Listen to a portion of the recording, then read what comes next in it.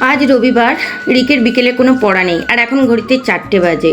তো অনেক দিন ধরে পার্লারে যাওয়া হয়নি আইব্রু করতে, তো বেরিয়ে গেলাম। রিককে বললাম তুই থাক, আমি যাবো আর আসবো, বাড়ির সামনেই পার্লার, কোনো অসুবিধা হয় না।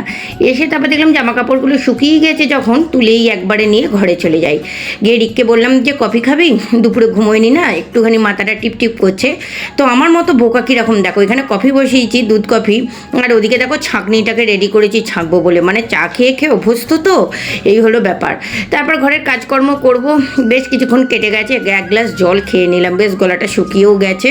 আর এখন আমি বিকেলের দিকেও ঘর দুয়ার ঝাঁট দিয়ে মোছামুছিটা করছি, কারণ এতগুলো ডগি থাকে, গরম পড়ে গেছে, সব মেজে শুয়ে থাকে, তো মেঝেটা একটু মুছে দিলেও বেশ ঠান্ডা ঠান্ডা পাবে, ওরা একটু আরাম পাবে, সেই জন্যই। যাই হোক, তারপর জামা কাপড় চেঞ্জ করে নিয়ে ঠাকুরের সন্ধ্যেটা দিয়ে দিলাম। ঠাকুরের সন্ধ্যে দেওয়ার পর এই যে আটাটা মেখে নিয়েছি, মেখে একটুখানি স্ট্যান্ডিং টাইমে রেখে দেবো, ততক্ষণে আমি চলে যাচ্ছি কালকে পাট শাক রান্না করবো। পাট শাকটা কেটে বেঁচে রেখে দিই। আর এই যে হাই উঠছে দেখতে পাচ্ছি, দুপুরে না ঘুমোবার ফল, কোনো কাজে আর এনার্জি পাবো না। তারপর রান্নাঘরে চলে এসেছি, জাগে রুটি কটা তো আমাকে করতেই হবে। তবে এই যে রুটি করেছি একলা আমি খেয়েছি, রিক বাইরে বেরিয়েছিল বন্ধু বান্ধব নিয়ে, ব্যাস ও বাইরে খেয়ে এসেছে, বললো মা আমি আর রাতে আর কিছু খাবো না। আমাকে যদি আগে জানাতো তাহলে আমি এত রুটি ফুটি করতাম না, নিজের জন্য দুটো মুড়ি খেয়ে নিলেই আমার হয়ে যেত। এই যে রাতের ডিনারটা এই রুটির তরকারি দিয়েই সেরে